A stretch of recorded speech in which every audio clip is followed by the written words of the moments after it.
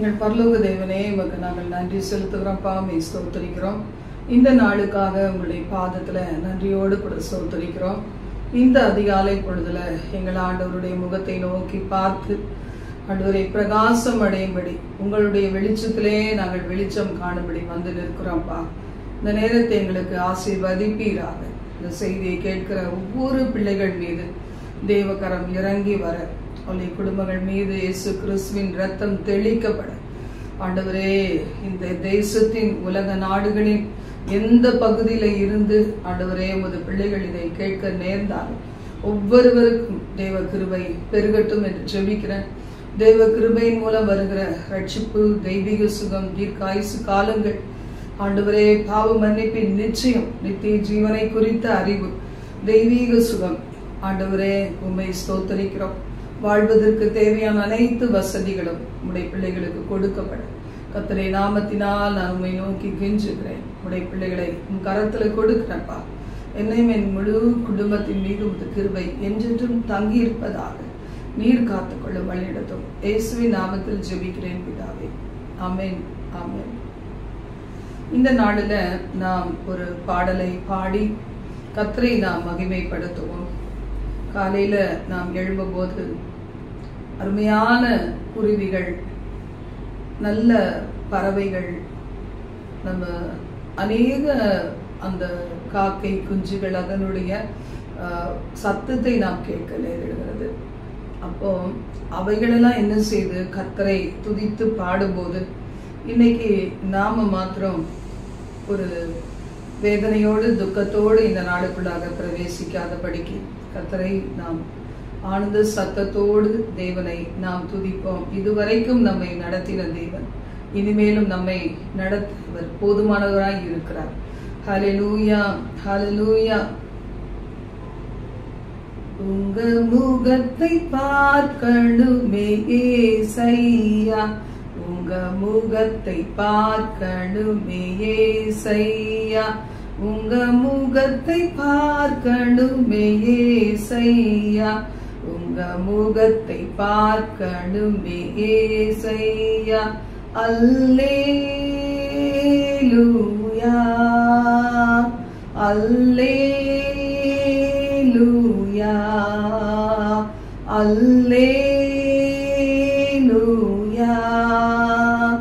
அல்லேலூயா. எந்தன் பாடுகள் வேதனை மறைந்து விடும், எந்தன் துயரங்கள் கலக்கங்கள் மாறிவிடும், எந்தன் பாடுகள் வேதனை மறைந்து விடும், எந்தன் துயரங்கள் கலக்கங்கள் மாறிவிடும். அல்லேலூயா, அல்லேலூயா, அல்லேலூயா,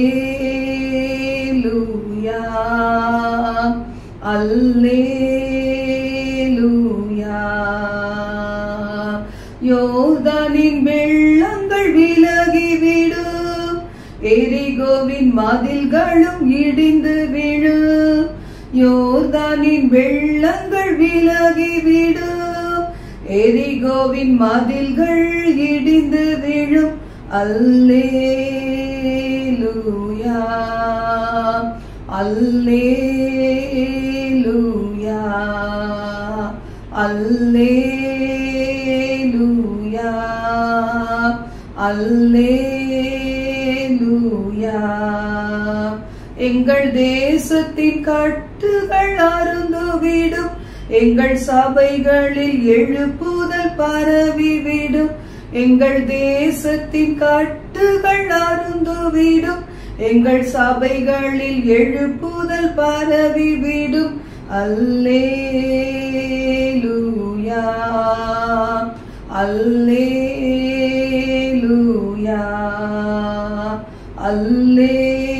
அல்லேலூயா, அல்லேலூயா. எங்கள் பாவத்தின் தோஷத்தை சுமந்தவரே, எங்கள் தேசத்தின் பாவத்தை மாற்றிடுமே, எங்கள் பாவத்தின் தோஷத்தை சுமந்தவரே, எங்கள் தேசத்தின் சாபத்தை மாற்றிடுமே. அல்லேலூயா அல்லேலூயா அல்லேலூயா அல்லேலூயா. தகப்பனே, எங்கள் தேசம் எங்கும், இந்தியா தேசம், north India, south India, east India, west India, Ilankai தேசம், கொழும்பு பகுதிகள், உலக நாடுகளின் எல்லா பகுதிகள், அரப் கண்ட்ரிஸ், மற்ற எல்லா USA, UK எல்லாத்திலையும் கல்வாரியின் ரத்தம் தெளிக்கப்படட்டும். ஆண்டவரே, ஆண்டவரே, எங்கள் பிள்ளைகள், எங்களுடைய விசுவாச பிள்ளைகள், உம்முடைய பிள்ளைகள், உம்மை இரட்சகராக ஏற்றுக்கொண்ட பிள்ளைகள், அருமையாக ரட்சிக்கப்பட்ட குடும்பங்களை சார்ந்த பிள்ளைகள் உலகமெங்கும் பரவி இருக்கிறாங்கப்பா. ஒவ்வொருத்தரையும் கண்ணின் மணி போல காத்துக்கொள். 10 நீதிமான்களை போல அவரவர் இருக்கிற இடங்களிலே எழுந்து பிரகாசிக்க கிருபை தார். தகப்பனே, உமக்கு நன்றி அப்பா. ஆண்டவரே, இந்த நாளிலே ஆண்டவரே, உங்களுடைய சாயல்ல படைக்கப்பட்ட உங்க பிள்ளைகளுக்கு எதிராக எழும்பி இருக்கிற எல்லா தடைகளும் நீங்கட்டும். ரத்தத்தை ஆண்டவரே நாங்கள் தெளித்து ஜெபிக்கிறோம். சிலுவையின் ரத்தம் ஆண்டவரே ஒவ்வொரு இடங்களிலும் இறங்கி ஜனங்களை பாதுகாக்க ஒப்பு கொடுக்கிறோம்ப்பா. இயற்கை நாச மோசங்கள், விபத்துக்கள், ஆண்டவரே பயங்கரமான ஆண்டவரே வியாதிகள், ஆண்டவரே தீமைகள், பஞ்சங்கள், பசிகளுக்கு விலக்கி காப்பீராக. உங்க நாமம் ஒன்றே மகிமைப்படட்டும். எங்களோடு தங்கிரும் இயேசுவின் மூலம் பிதாவே. ஆமென், ஆமென். இந்த நாளில் நாம் தேவ செய்தியை பார்க்க போகிறோம். இது லேசான காரியம் என்கிற தலைப்புல தேவ செய்தியை பார்க்க போகிறோம். ஒருவேளை இந்த நாளில் நீங்க எப்படிப்பட்ட சூழ்நிலையில இருந்தாலும் நமக்கு வாக்கு தந்திருக்கிற தேவன் எப்படிப்பட்டவர் என்பதை ஆராய்ந்து பார்த்து நாம் அந்த வார்த்தையின் மீது நம்பிக்கை கொண்டவர்களாக வாழ வேண்டும். 2 நாளாகமம் 14:11 பின்பகுதி சொல்லுகிறது, பலம் உள்ளவனுக்காகிலும் பலன் அற்றவனுக்காகிலும் உதவி செய்கிறது உமக்கு லேசான காரியம். பெரிய யுத்தம் வருகிறது. ஆசா அந்த ராஜா தன் தேவனை நோக்கி கூப்பிடுகிறார். ஒரு யுத்தம் வரும்போது, ஒருவேளை நமது வாழ்வில கூட அநேக யுத்தம், நமக்குள்ள அநேக விதமான கேள்விகள், இந்நாட்களில் நடக்கிற காரியங்கள், உங்களுடைய வாழ்விலே நீங்கள் சந்தித்து வருகிற இந்த பிரச்சனைகள், இவைகளை பார்க்கும்போது உங்களுடைய உள்ளத்துல கூட ஒரு யுத்தம் நடந்து கொண்டே இருக்கலாம். சிலருடைய வாழ்க்கை யுத்தம் நிறைந்ததாக, அநேக யுத்தங்களை சந்தித்த ஒரு வாழ்க்கையாக காணப்படலாம். ஆனா ஒவ்வொரு நாளும் அந்த யுத்தத்தினுடைய வல்லமையை பார்க்கிற நமக்கு இருக்க வேண்டிய ஒரு நல்ல காரியம் என்ன என்று நாம் பார்க்கும்போது, தேவனை அண்டிக் கொண்ட இந்த ராஜாவை போல, எவ்வளவு ஒரு உன்னதமான ஒரு போஸ்ட் ராஜாவுக்கு என்று சொல்லி நமக்கு நல்லா தெரியும். அப்ப அந்த மாதிரி ஒரு பெரிய ஒரு பொறுப்பை எடுத்து செய்ய வேண்டிய நேரத்தில் இந்த ஆசா செய்த காரியத்தை நாம் அறிகிறோம். இந்த 11ஆம் வசனத்தை வாசிக்கும் போது, ஆசா தன் தேவனாகி கர்த்தரை நோக்கி கூப்பிட்டு, கர்த்தாவே, பலமுள்ளவனுக்காகிலும் பலன் அற்றவனுக்காகிலும் உதவி செய்கிறது உமக்கு லேசான காரியம். எங்களுக்கு துணை நில்லும். எங்கள் தேவனாகிய கர்த்தாவே, எங்களுக்கு துணை நில்லும். உம்மை சார்ந்து உம்முடைய நாமத்தில் ஏராளமான இந்த கூட்டத்திற்கு எதிராக வந்தோம். கர்த்தாவே, நீர் எங்கள் தேவன், மனுஷன் உம்மை மேற்கொள்ள விடாதேயும் என்றான். இன்னைக்கு இது நம்முடைய காத்திருதலாய் இருக்கும்போது, இப்படிப்பட்ட இந்த ஜெபம் நம்முடைய ஜெபமாய் இருக்கும்போது, ஆண்டவர் நம்மையும் ஒருபோதும் அவர் கைவிட மாட்டார். நம்மை வெட்கத்திற்கு உட்பட விட மாட்டார். நாம் வேதத்துல வாசிக்கிறோம், எலியாவின் ஆவியை எலிசா 2 மடங்கு பெற்றவராய் இருந்தார். 2 மடங்கு அந்த வரத்தை பெற்றவராய் இருந்தபடினால எலிசாவை தங்களுடைய பிரயாணத்திலே எப்பொழுதும் அவர் நம்மோடு கூட இருந்தால் நலமா இருக்கும் என்று நினைத்த பிள்ளைகள் உண்டு. இன்னைக்கு நமது வாழ்வில் கூட நாம் ஆண்டவரை அல்லாதபடிக்கு பல நேரங்கள்ல பல காரியங்களை செய்கிறோம். அது நிமித்தமாக நாம் பல விதமான நஷ்டங்களை சந்திக்கிறோம். கர்த்தருடைய ஆலோசனை என்ன என்பதை நாம் ஆண்டவரிடத்துல கேட்டு ஒவ்வொரு காரியங்கள், படிக்கிற காரியமோ, வேலை செய்கிற ஒரு காரியமோ, இல்ல ஒரு பிளேஸ்மெண்ட், அந்த இடத்துல நாம் குடியிருக்க போகிறோம் அப்படிங்கிற ஒரு காரியமோ, இல்லைன்னா வேற எதுவா வேணா இருக்கலாம். ஒரு காரியத்திலையும் கர்த்தரை சார்ந்து கொள்ள வேண்டும். ஆசா எப்படி கர்த்தரை சார்ந்து கொண்டார்? நம்ம வேற எங்கேயாவது சார்ந்து கொள்ள முடியுமா என்று யோசித்து பார்க்கும்போது, நாம் மனிதரை சார்ந்து கொள்ளும் போது தேவனை துக்கப்படுத்துகிறோம். அது மாத்திரமல்ல, இந்த தேவனுக்கு மேலாக மனிதரை சார்ந்து வாழும்போது இந்த மனிதர்கள் மூலமாக வருகிற பிரச்சனைகளை, நாம் போராட்டங்களை சந்தித்து பல வேதனையான காரியத்திலே நாம் அகப்பட்டு விடுகிறோம். இந்த இடத்துல ஆசா தன் தேவனாகிய கர்த்தரை சார்ந்து கொண்டு, அந்த சார்ந்து கொண்ட அந்த வார்த்தை என்ன செய்யறாரு? தன்னுடைய கிரியைகளின் மூலம் வெளிப்படுத்தி காத்திருக்கிறார். தேவன் செய்வது எது? 2 ராஜாக்கள் 6ஆம் அதிகாரம் 6ஆம் வசனத்திலே நாம் வாசிக்கிறோம். தேவனுடைய மனுஷன் அந்த இரும்பு கோடரிய கை தவறி நழுவ விட்ட அந்த அவரோடு அவரை அழைத்து கொண்டு வந்த பிள்ளைகள், நாங்க ஒரு வீட்டை கட்ட வேண்டும். 2 ராஜாக்கள் 6 முதல் 7 வசனத்துல வாசிக்கிறோம்.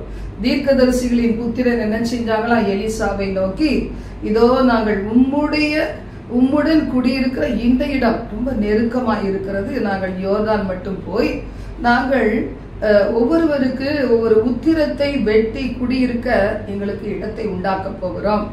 அப்ப நீங்க போங்கள் என்று எலிசா சொல்லுகிறார். ஆனா நீ தயவு செய்து எங்களோட வர வேண்டும். எலிசாவை கூட்டிக் கொண்டு போறாங்க. அங்க போய் அவங்க மரத்தை வெட்டும் போது 5ஆம் வசனம் சொல்லுகிறது, ஒருவன் ஒரு உத்திரத்தை வெட்டி வீழ்த்துகையில் கோட்டி தண்ணீரில் விழுந்தது. உடனே அவன் என்ன செய்கிறான்? ஐயோ என் ஆண்டவனே, இது இரவலாக வாங்கப்பட்டதே என்று சொல்லி கூவுகிறான். இப்போ தேவனுடைய மனுஷன் சொல்லுகிறான், எங்கே விழுந்தது என்று கேட்டான். அவன் அந்த இடத்தை காண்பித்தான். உடனே ஒரு கொம்பை வெட்டி அதை அங்கே எரிந்து, இப்பொழுது அதை இரும்பை மிதக்க பண்ணி அதை எடுத்துக்கொள் என்றான். அப்படியே அவன் தன் கையை நீட்டி எடுத்துக்கொண்டான். இந்த இடத்துல நாம் பார்க்கும்போது கர்த்தர் நமக்காக கிரியை செய்ய வல்லவராக நம்மோடு இருக்கிறார். இன்னைக்கு வாங்க ஆண்டவரே நம்ம கூப்பிடுகிறோம்னா, இந்த நாள் முழுதும் என் கூட தான் இருக்கணும் கர்த்தாவே. இந்த உலகத்துல கூடாத கோடி பேர்கள் இருக்கலாம், ஆனா அவர்களை நானும் ஒருத்தன் இல்லைன்னா ஒருத்தி, என்னை மறவாதிரும், இன்னைக்கு என்னோட இரு என்று சொல்லி நாம் துவங்குகிற ஒவ்வொரு காரியத்திலையும் அவர் கூடவே இருப்பார். அவரே செய்வார். அவரை அழைத்து கொண்டு போனா நம்முடைய குறைகளை பார்த்துட்டு, நம்ம வேதனையை பார்த்துட்டு, கண்ணீரை பார்த்துட்டு அவர் அமைதியா இருக்க, அவர் மனிதன் அல்ல, அவர் தேவனாய் இருக்கிறார். அந்த இடத்துல அவர் சொல்லுகிறார், மரத்தை எடுத்து அதை வெட்டி, கொம்பை வெட்டி எரிந்தது போல, அந்த அவிசுவாசத்தோடு என்று சொல்ல முடியாது, இரவலாக வாங்கப்பட்டது. இன்னைக்கு நாம கூட சில நேரங்கள்ல நம்முடைய பொருட்களை நாம் இழக்கும் போது கூட எதையாவது தவற விட்டுட்டோம்னா, சரி பரவாயில்ல, ஏதோ காணாம போயிருச்சு என்று நினைப்போம். மறுபடி நாம் பெற்றுக்கொள்ளலாம், கர்த்தருக்கு சித்தமானா என்று கூட நினைப்போம். ஆனா இரவலாய் வாங்கப்பட்ட ஒன்று காணாம போனா எப்படி இருக்கும்? இவர் என்ன செய்கிறார்? இரவலாய் வாங்கப்பட்டது என்று அழும்போது இந்த எலிசா மூலம் தேவன் அற்புதத்தை செய்தார். இரும்பையும் மிதக்க பண்ணுகிற வல்லமை அந்த மரத்துல இருந்தது. மாறாவின் கசப்பு, அந்த தண்ணீர், அதை குறித்து முறுமுறுத்த போது ஒரு மரத்தை வெட்டி அந்த தண்ணீர்ல போடும் போது அது என்ன செய்தது? மதுரமாக மாறினது. இது எதை குறிக்கிறது? கிளை என்கிற ஆண்டவராகிய கர்த்தரை, அவர் இல்லாதபடி, அவரது அற்புதங்கள் இல்லாதபடி, அவரது அனுக்கிரகங்கள் இல்லாதபடி நமது வாழ்வின் கசப்புகள் ஒரு நாளும் மாற முடியாது. எத்தனையோ நமக்கு உரியவைகளை இழந்து ஒன்றுமில்லாமல் நஷ்டப்பட்டு கிடக்கிற எத்தனையோ பேர் தேவனை சார்ந்து கொண்டு ஜெயம் பெறுவது இல்லை. அவர்களுக்கு எதிராக முறுமுறுத்து, பறித்து கொண்டவர்களுக்கு எதிராக முறுமுறுத்து, அவர்களை சபித்து அவர்களை நொந்து கொள்ளுகிறார்களே தவிர தேவனை சார்ந்து கொள்ள மனமற்றவர்களாய் காணப்படுவதன் மூலம் நம்மள அநேகர் வெற்றியை சுதந்திரிக்க முடியாதபடி காணப்படுகிறோம். இன்று கர்த்தருடைய வார்த்தை சொல்லுகிறது, தேவனுடைய மனுஷன் நீர் வாருன்னு அழைத்து கொண்டு போனாங்க. நம்ம கூட ஒவ்வொரு நாளும் கர்த்தரை அழைத்து கொண்டு போகும்போது, கானாவூர் கல்யாண வீட்டுல பாருங்க, இயேசுவும் அவருடைய தாயாகிய மரியாளும் அழைக்கப்பட்டிருந்தாங்க, அதான் போனாங்க. அப்படி போகும்போது அந்த வீட்டினுடைய குறைவை மாற்றும்படி இயேசு கிறிஸ்து அந்த இடத்துல அதிசயத்தை காண செய்தார். கானா ஒரு கல்யாண வீட்டுல அந்த திருமண வீட்டின் முறுமுறுப்பை மாற்றினார், குறைவை மாற்றினார். இன்றைக்கு நாமும் இயேசுவை அழைக்காமல் எங்கேயுமே போகிறது கூடாது. சில நேரங்கள்ல சில பிள்ளைகள், சில மனிதர்கள் என்ன செய்யறாங்க, இந்த காரியம் கர்த்தருக்கு பிடிக்காது, அதனால நாம் ஆண்டவரை என்ன செய்வோம், இங்கேயே விட்டுட்டு நாம் எல்லாம் முடித்து விட்டு மறுபடி வருவோம் என்று சொல்லி. சிம்சோன் அப்படிதான் தன் தாய் தகப்பனோட போகிறாரு, கட்டாயப்படுத்தி அந்த திருமணத்துக்கு ஒத்துக்க பண்ணி அவங்களை தாய் தகப்பனோடு போகிறார். அப்படி போகும்போது தான் சிங்கத்தை கிழித்தது, அத செத்து போன சிங்கத்தின் உடல் கிட்ட போனது எதையுமே அத தாய் தகப்பனுக்கு சொல்லாம மறைத்து வைத்தாராம். தாய் தகப்பனுக்கு எதுவும் சொல்லல. அப்போ அதுல உள்ள அந்த தேன் கூடு, செத்த பிரேதங்கள் பக்கம் போகக்கூடாத அந்த மனுஷன் அந்த செத்த பிரேதங்களுக்கு பக்கத்துல போய் அந்த தேன் கூடை கண்டுபிடித்து அதை எடுத்துக்கொண்டார். இன்னைக்கு அநேக நேரத்துல மறைக்கப்படுகிற ஒவ்வொரு காரியங்களும் பின்விளைவுகள் அநேகம் உண்டு. இந்த இடத்துல பாருங்க, உடனேயே இந்த தேவனுடைய மனுஷன் எலிசாவை பார்த்து அந்த மரத்தை வெட்டி கொண்டிருந்தவன் ஒத்துக்கொள்ளுகிறான். அவன் தனக்குள்ளேயே வைத்துக் கொள்ளல, தனக்குள்ளேயே அழுது கொண்டே இருக்கல. சரி அப்படின்னு தோல்வியா நேரத்தை வீணாக்கவும் இல்லை. உடனேயே அந்த எலிசாவை நோக்கி கதறும் போது அந்த கதறுதலின் சத்தத்துக்கு ஒரு முடிவு வந்தது போல இன்றைக்கும் நாம் கர்த்தர் சமீபமாய் இருக்கையில் நாம் அவரை நோக்கி கூப்பிட வேண்டும். நறுங்குண்ட இருதயத்துக்கு கர்த்தர் சமீபமாய் இருக்கிறார். ஆண்டவர் அப்படி நம்முடைய நமக்குள்ளேயே இருக்கிறார், நம்மை சூழ்ந்து இருக்கிறார், நமக்கான தூதர்களை கட்டளையிட்டு இருக்கிறார். ஆனா அநேக நேரம் நமது கண்கள் அடைக்கப்பட்டது நிமித்தம் நாம் என்ன செய்கிறோம், கதறிக்கொண்டு ஒரு வாழ்க்கை வாழ்ந்து கொண்டு இருக்கிறோம். ஐயோ என் ஆண்டவனே, இனி எனது வாழ்க்கை நான் எப்படி ஓட்டுவேன் என்று சொல்லி நாம் நமக்கு முடிந்த அளவுக்கு மனிதர்களை டிபெண்ட் பண்ண நினைக்கிறோம், சார்ந்து கொள்ள நினைக்கிறோம்.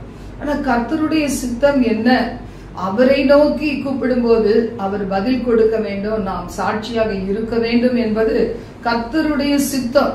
அப்படிதான் பாருங்க, லாசருடைய கல்லறையில என்ன செய்தாங்க, எல்லாரும் போய் அழுது கொண்டே இருக்கிறாங்க. எப்படிலாம் அந்த ஜனங்கள் பேசியிருப்பாங்க, அந்த கிராமத்தின் ஜனங்கள் எப்படிலாமோ பேசியிருப்பாங்க. மரியாள் மாத்தாள் லாசருவின் குடும்பத்தை குறித்து எவ்வளவு விமர்சனம் பண்ணியிருப்பாங்க. ஏன்னா ஆபத்துக்குள்ளானவனுடைய வாழ்க்கை எப்படி இருக்குமா, சுகமாய் இருக்கிறவனுடைய நினைப்பில் இகழ்ச்சியானதா இருக்குமா. ஏன்னா அந்த பாதை அவங்க போனது கிடையாது. அதனால அவங்க எப்படியெல்லாம் தங்களுக்கு தெரியுதோ அப்படிலாம் என்ன செய்வாங்க, பேசுகிறவர்களா இருப்பாங்க. அப்போ அவங்க என்னெல்லாம் சொல்லியிருப்பாங்க, இந்த ஆண்டவராகிய இயேசு தன்னுடைய சீஷர்களோடு எத்தனை முறை இந்த வீட்டுக்கு வந்திருப்பாரு, எத்தனை முறை சாப்பிட்டிருப்பாரு, எத்தனை முறை இவங்களை ரொம்ப நேசிச்சது போலலாம் இருந்தாரே. ஆனா இந்த நாளில எதற்காக இந்த மரணத்தை தேவன் அனுமதித்தார், எவ்வளவு அழுகிறாங்களே, அவங்க சகோதரிகள் அழுகிறாங்களே என்றெல்லாம் சொல்லி எவ்வளவோ முறுமுறுத்திருப்பாங்க. 4 நாளைக்கு என்னெல்லாம் பேசி தள்ளியிருப்பாங்க பாருங்க. சில நேரங்கள்ல தங்களுக்கு அருமையானவர்கள் மறித்து விட்டா என்ன நினைப்பாங்க, அவங்களுடைய வைஃப் சரியா பாத்துக்கல, இன்னும் நல்லா பார்த்துருந்துருக்கலாம், இன்னும் அவங்கள ஒரு ஹாஸ்பிட்டலுக்கு நல்லா கூட்டிட்டு போயிருக்கலாம், நல்ல ட்ரீட்மெண்ட் கொடுத்திருக்கலாம். அப்படி ஒருத்தர் பழித்து பேசுகிற உலகம் இது. ஆனா அப்படிப்பட்ட நேரத்துல பாருங்க, அத எல்லாரும் என்ன நினைச்சிருப்பாங்க. 36ஆம் வசனம் சொல்லுது, யோவான் 11:35-36 வாசிக்கிறோம். இயேசு கண்ணீர் விட்டார். அப்பொழுது யூதர்கள், இதோ இவர் அவனை எவ்வளவாய் சிநேகித்தார் என்றார்கள்.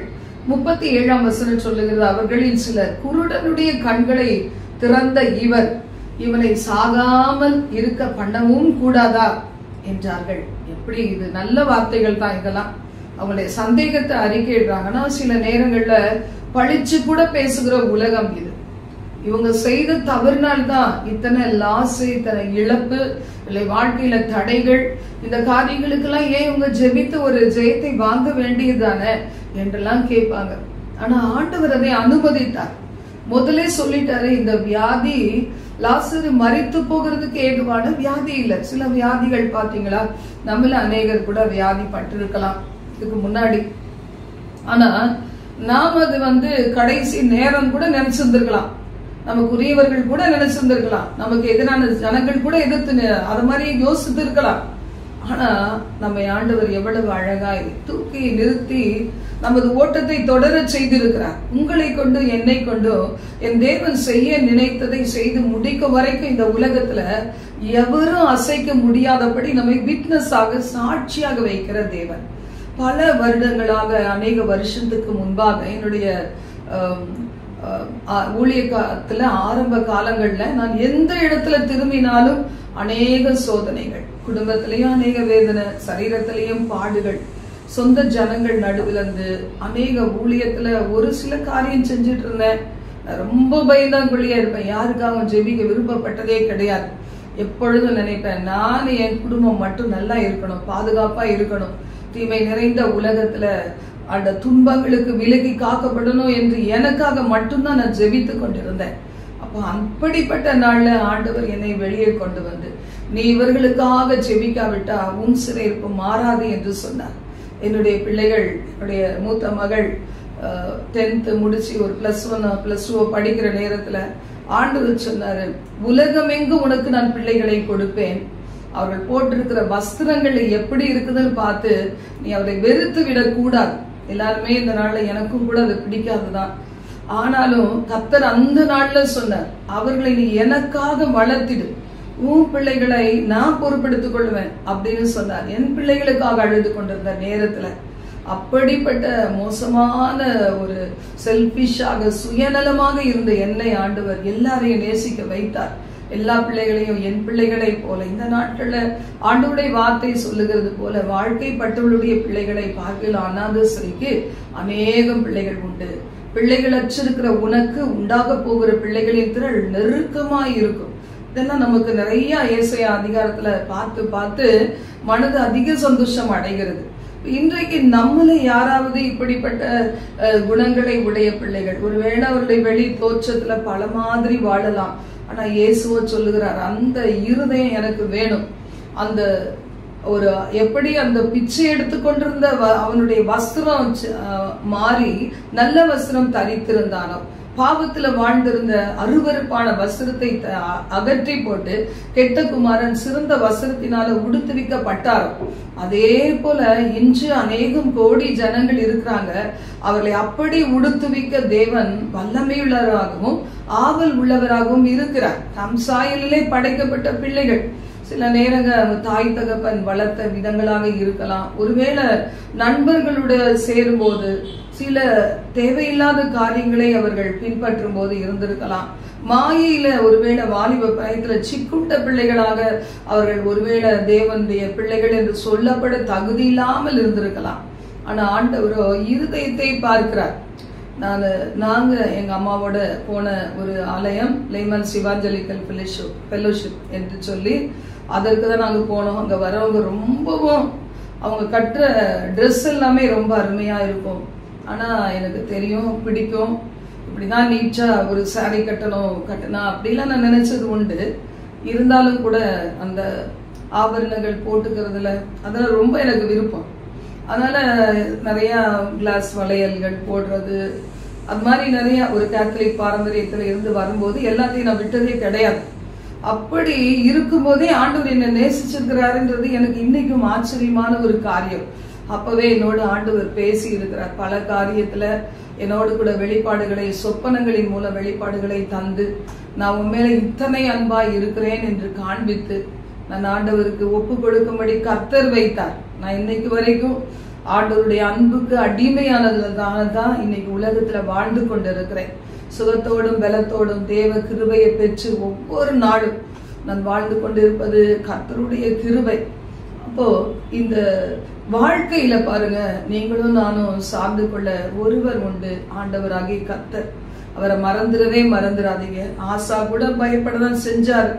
இவ்வளோ பேர் இருக்கிறாங்களே ஆண்டவரே, என்கிட்ட அவ்வளோ பேர் இல்ல, அவ்வளோ படைபலம் இல்ல, நான் என்ன செய்யட்டும், உமக்கு பிரியமாய் நான் நடந்தேனே, அவருடைய வாழ்க்கை பெர்ஃபெக்ட் ஆக்கிக்கிட்டே வந்தார். அந்த சமயம் எதிர்பாராத இந்த ஒரு காரியம் நடக்கும் போது கலங்கி போனாலும் ஒரு நாளும் மனமுறிவு அடையவில்லை, வழி விலகி போகவில்லை. கர்த்தரே அந்த யுத்தத்தை செய்தார் என்று சொல்லி 12ஆம் வசனம் சொல்லுகிறது. கர்த்தர் அந்த எத்தியோப்பியரை ஆசாவுக்கும் யூதாவுக்கும் முன்பாக முறிய அடித்ததினால் எத்தியோப்பியர் ஓடி போனார்கள், முறிந்து விழுந்தார்கள் என்று வேதம் சொல்லுகிறது. இந்த நாள்ல உங்களுக்காக எனக்காக ஒரு ஆண்டவர் செயல்பட இருக்கிறார். எலிசாவை போல செயல்பட இருக்கிறார். ஐயோ என்று கதறி கொண்டிருக்கிற நம்முடைய கதறுதல்களை கர்த்தர் மீது நாம் வைப்போம். அன்றைக்கு எவ்வளவு சிநேகிக்கிறாரே இந்த லாசருவை. இந்த மாத்தாள் மரியாள் அழுது கொண்டிருக்கிறாங்களே, அவங்க அழும்போது ஆண்டவர் இயேசு கூடவே சேர்ந்து அழுது கொண்டு இருக்கிறாரே என்று சொல்லி அது சுற்றிலும் இருந்த ஜனங்கள் பார்க்கும்போது அவர்கள் கண்கள் எல்லாருக்கும் முன்பாக லாசருவை உயிரோடு எழுப்பி கொடுத்தார் என்பதை நாம் அறிந்திருக்கிறோம். 4 நாள் ஆன போதிலும் பாருங்க, மாத்தாள் சொல்றாங்க, நீங்க மட்டும் ஆண்டவரே இங்க இருந்திருந்தா என் சகோதரன் பிழைத்திருப்பான், மரித்திருக்க மாட்டான். நம்ம கூட அப்படிதான் நினைப்போம். ஆண்டவரே நீங்க என் கூட, எங்க கூட, எங்க பிள்ளைகளோட, எங்க சந்ததியோட, என்னோட, எங்கள் ஊழியத்தோட இருந்தா ஏன் ஆண்டவரே இவைகள் சம்பவிக்கிறது என்று கதறிக்கொண்டு இருக்கலாம். அநேக தாமதங்கள். இன்றைக்கு முடிஞ்சிடும் இந்த பிரச்சனை, இன்று முடிஞ்சிடும். எத்தனை பேர் வயதான காலத்துல கோர்ட்டு கேஸ் என்று சொல்லி தங்கள் பிள்ளைகளுடைய டைவர்ஸ்க்காக அலைந்து கொண்டே இருக்கிறாங்க. எனக்கு தெரிந்த ஒரு சகோதரி, தன்னுடைய கணவனும் உடம்பு சுகமில்லாத நிலைமையில அலைந்து கொண்டு இருக்கிறாங்க. இந்த உலகம் பார்க்க தவறுகிற காரியங்களை கர்த்தர் பார்க்க வல்லவராக இருக்கிறார். மனுஷன் முகத்தை தான் பார்க்க முடியும், வெளி தோற்றத்தை தான் பார்க்க முடியும், அவங்க தீர்ப்பு கூட சொல்ல முடியும், பரிஹசிக்க கூட முடியும். அவங்க ரிசல்ட்டை பார்த்து பார்த்து இன்னும் அதிகமாய் வேண்டாத காரியங்களை செய்து கொண்டே இருக்க முடியும். ஆனா நம்முடைய கண்கள், நம்முடைய இருதயம் நம்மை படைத்த தேவனாகி கர்த்தர் மேல சார்ந்திருக்கும் போது, எப்போதும் எங்கள் தேவன் இரக்கம் செய்யும் வரைக்கும் எங்கள் கண்கள் உண்மையே நோக்கி பார்த்து கொண்டிருக்கிறது என்று நாம் நம்பிக்கையோடு காத்திருக்கும் போது அப்படியே நமது வாழ்வில அவரே யுத்தம் செய்வார். அவரே இரும்பு கோடரியை இரும்பை மிதக்க பண்ணுவார். கோடரியை உங்க கையில கொடுப்பார், உங்களை ஜெயம் கொள்ள செய்வார். நாம் கர்த்தரை நோக்கி ஜெபிக்கலாமா? எங்கள் பரலோக தேவனை, இந்த சத்தம் கேட்ட தமது பிள்ளைகள் ஒவ்வொருவரையும் ஆசீர்வதிங்க ஆண்டவரே. இந்த நாளிலே ஆண்டவரே, அவர்கள் இழந்து போனது, தவற விட்டவைகள், அடை ஒவ்வொன்றையும் அவளை நினைத்து பார்த்து ஒருவேளை சோர்ந்து போயிருப்பார்களானா ஆண்டவரே, 4 நாள் ஆயிடுச்சு, நம்பிக்கைகள் எல்லாம் மறிச்சு போயிடுச்சு, இனி என்ன அற்புதம் நடக்கும் ஆண்டவரே என்று சொல்லி ஏங்கிக் கொண்டு தவித்து கொண்டு அந்த நல்ல நாளை நான் கண்டு மறிப்பேனா, அல்லது அந்த நல்ல நாளை குறித்து நான் சாட்சி சொல்லி நகூமியை போல அருமையான அந்த வாழ்க்கையிலே ரூத் போவாஸ் அவள் வாழ்க்கையிலே கொடுத்த அந்த நல்ல ஒரு குழந்தை எடுத்து வளர்க்கிற தாயாக மாறுவேனா என்று ஏங்கிக் கொண்டிருக்கிற பிள்ளைகள் அற்புதங்களை பெறட்டும், அற்புதங்களை பெறட்டும். இத்தனை காலங்கள் மருந்து மாத்திரை ட்ரீட்மெண்ட் எடுத்துக்கொள்ளுகிற எனக்கு இந்த முறை இந்த ரிசல்ட் நல்ல ரிசல்ட்டா கிடைக்காதா என்று ஏங்குகிற பிள்ளைகளுக்கு அந்த வியாதியையும் பலவீனத்தையும் கொடுக்கிற கிரியைகள், அந்தகார வல்லமைகள் கொண்டு வந்திருக்கும் அவைகளை கொட்டிந்து அப்புறப்படுத்தி உங்க பிள்ளைகளுக்கு சுகத்தை தார், விடுதலையை தார், உன் தழும்புகளால் சுகம் தார், தழும்புகளால் சுகம் தார். உடைய உடம்பு முழுவதும், சரீரம் முழுவதும், ஆத்மா முழுவதும் அடிக்கப்பட்டு கலங்கி அடிக்கப்பட்டு நொறுக்கப்பட்டு சுதைக்கப்பட்ட அந்த தழும்புகள், அந்த ரத்தம் தோய்ந்த தழும்புகளா உங்க பிள்ளைகளுடைய உடம்புல இருக்கிற ஒவ்வொரு வியாதிகளையும் சுகப்படுத்துங்க ஆண்டவரே. அவர்கள் தங்களுடைய பாவங்கள் நிமித்து அது வந்திருந்தா கிருபையாய் மன்னித்து ஆண்டவரே அற்புதம் செய்ய, இனி பாவம் செய்யாதே என்று சொல்லி அவர்களுக்கு விடுதலையை கொடுங்கப்பா ஆண்டவரே. இரக்கம் பாராட்ட ஜெபி. பிசாசின் கிரியைகள் மூலம் வந்திருந்தா உங்க பிள்ளைகளை ஆண்டவரே, ஆண்டவரே நீர் பிசாசின் கிரியைகளை அழிக்கும்படி இந்த பூமியிலே வந்ததை நினைந்தருளி பிசாசை துரத்தி வியாதிகளை சுகப்படுத்துவீரா. பொருளாதாரத்திலே ஆண்டவரே ஒன்றுமில்லாத நிலைமையில, வேலை கிடைக்காத நிலைமையில, வறுமையில, தரித்திரத்துல ஆண்டவரே எதிரிகள் கரத்துல சிக்கி விடுவனோ என்று பயந்து கொண்டிருக்கிற பிள்ளைகளுக்கு அற்புதங்கள் நடப்பதாக நடப்பதாக ஆண்டவரே முது கிருபை அவர்களை விட்டு விலகாதிருக்க ஜெபிக்கிறோம். தனித்தனியே குடும்பங்களாக வேலையடித்து பாதுகாத்துக் கொள்ளும். அவர்களுக்கு அருகாமையிலே அவர்களுக்கு தேவையான மன்னா கிடைக்கட்டும், அவர்களுக்கு நல்ல தண்ணீர் கிடைக்கட்டும், அவர்களுக்காக நிறுத்தம் செய்வீராக. கடின உள்ளங்கள் மாறட்டும், ரட்சிப்பு உண்டாகட்டும். ஆசீர்வதியும். உங்களுடைய வருகைக்காக குடும்பங்களாக நாங்கள் ஆயத்தமடைய கிருபை தாரும். இயேசுவே, உம்மையே நோக்கி பார்க்கிறோம். உங்கள் கரத்திலிருந்து ஒத்தாசைக்கு எதிர்பார்க்கிறோம். பாதுகாத்துக் கொள்ளும், வழிநடத்தும், ஆசீர்வதியும். எல்லா துதியும் கனமகிமையும் கர்த்தர் ஒருவருக்கு செலுத்துகிறோம். இயேசுவின் நாமத்தில் ஜெபிக்கிறோம் பிதாவே. ஆமென், ஆமென்.